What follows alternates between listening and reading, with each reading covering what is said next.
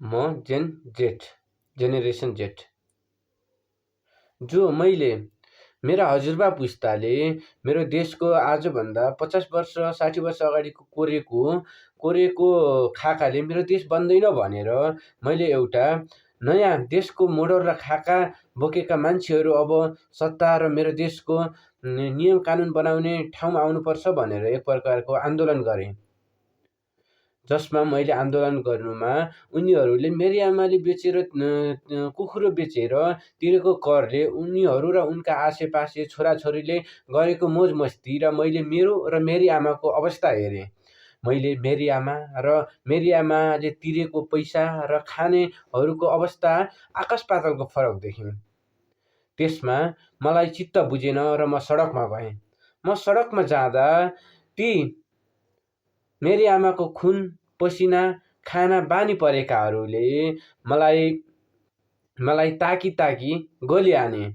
म जिउँदो रगताम्य साथीको लास बोकेर रगताम्य लुगा लगाएर घर त फर्किएँ, तर त्यो मेरो स्कुले ड्रेसमा बसेको भाइ घर फर्किन सकेन,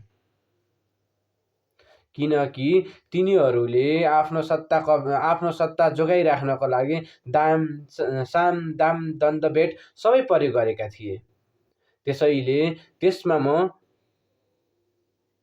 सफल भएँ भनौँ या असफल, किनकि मैले मेरो 100औं वर्ष पुरानो सिंहदरबार सर्वोच्च अदालत जस्तो दनदनी दन्केको हेरिरहेको थिएँ।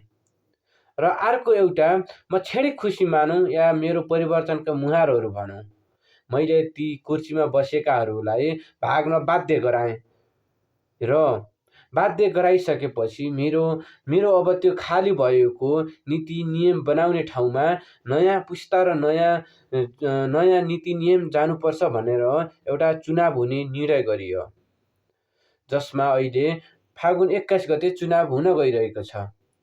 त्यसैले मैले आज एउटा सानो कुरा भन्न आएको, म जेनेरेसन जेट भएकोले बुढापाकाहरूको खाका बन्दैन भन्दै गर्दा एउटा फरक धारणा बोकेको मान्छे पनि त्यो चुनावमा लड्दैछ।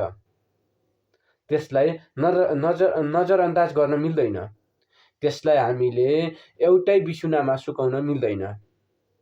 जुन मैले भनिराख्दा हजुरहरूले चिनिसक्नु भयो होला, त्यो एकमात्र महान पुरुष हो डाक्टर महावीर पिन। महावीर पुन सोझो छ भनेर उसलाई इमोसनल हामीले सिम्पाथी गरेर बढ्दिनु हामी गलत छौँ। हामी वास्तवमा त्यो इमोसनल सिम्पाथी भएर ऊ सोझो भएको कारण बढ्दिनुस् भनेर मैले भन्न खोजेको होइन। जुन बेला काठमाडौँमा इन्टरनेट भन्ने नाम नै थिएन, जुन बेला कम्प्युटरहरू काठमाडौँ भन्ने ठाउँमा थिएन, त्यो बेला उसले म्याग्दी जस्तो ठाउँमा लगेर इन्टरनेटका पोलहरू जोडेको थियो। आजभन्दा जुन बेला मान्छेलाई विदेश भन्ने ठाउँ छ छैन भन्ने थाहा थिएन, ऊ बेला ऊ विश्व अमेरिका जस्तो देशका विभिन्न युनिभर्सिटीमा चिठी लेखिरहेको थियो। कुनै नर्मल मान्छेले सोच्न सक्दैन कि म आफ्नो जीवनी लेखेर बेचेर मेरो देशमा बन्द भएको कल कारखाना बनाउँछु भनेर कसैले सोच्न सक्दैन। ऊ त्यो सोच्ने मान्छे हो जसले 100 वर्षपछि भावी पुस्तालाई यसले कुन प्रकारको फाइदा हुन सक्छ भनेर सोच्छ। त्यसैले ऊ उमेरले र वर्षले मेरो हजुरबार पुस्ता नै हो। ऊ लगभग 71 वर्ष भइसकेको छ, तर उसका विचार, उसका धारणा र उसले देशप्रति देखेको नयाँ खाका चाहिँ केही नयाँ खालको छ। त्यसैले डाक्टर महावीर पुन जस्तो बौद्धिक र महावीर जस्तो देशको नयाँ खाका बोकेको र भावी पुस्ताको बारे सोच्ने व्यक्तिलाई यदि हामीहरूले म्याग्दीबाट उठेको छ, ऊ स्वतन्त्र, उसले खुल्यास्त बनेको छ। म कुनै शिक्षा सम्बन्धी एउटा नयाँ विधेयकहरू ल्याउँदै थिएँ, त्यसमा मलाई सरकारले अवरोध गर्यो, सरकारले साथ दिएन। त्यसैले ऊ एउटा सीमित अवधिको लागि बनेको शिक्षा मन्त्री त्यागेर एउटा चुनावमा होमिएको छ। ऊ रहर होइन, बाध्यताले, जो भावी पुस्ताले दुःख नपाउन् भनेर मैले आफूले आजभन्दा लगभग 30-40 वर्ष अगाडि विभिन्न युनिभर्सिटीलाई चिठी लेखेँ। अबका भावी पुस्ताले चिठी लेख्न नपरोस्, मरुभूमिमा ती बाकसबाट आएका लासहरू अब पनि नआउन् भनेर एक प्रकारको शिक्षा तपाईँहरूले सुन्नुभयो होला, यदि कुनै पनि देशको अवस्थालाई बिगार्नु र व्यवस्थालाई बिगार्नु छ भने त्यो देशको शिक्षा र त्यहाँ देशको धर्मलाई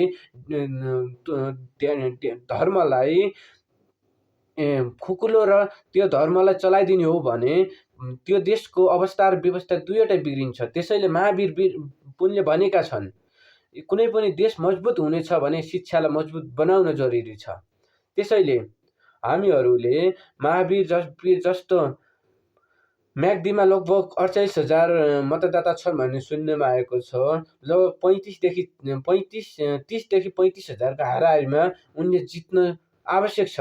त्यसैले हरेक म्याग्दीवासीलाई म के भन्न चाहन्छु भने पार्टी र आफन्तहरूलाई एक ठाउँमा राख्नुहोस् र आफ्नो भावी पुस्ताको भविष्यलाई अर्को तराजुमा राखेर हेर्नुहोस् अनि आफूले चुज गर्नुहोस् म कुन व्यक्तिलाई चुज गर्दा ठिक हुन्छ।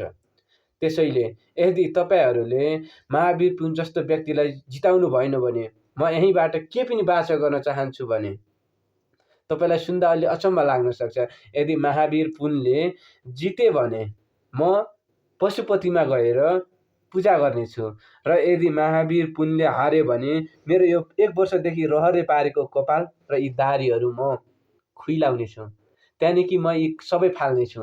त्यसैले बौद्धिक र देशको एउटा नयाँ खाका भएको मान्छेलाई जिताउन जरुरी छ। त्यसैले म हरेक म्याग्दीवासीलाई नमन गर्छु कि महावीर पुनलाई जिताइदिनुहोस्। यही नै मेरो अपिल भएको छ।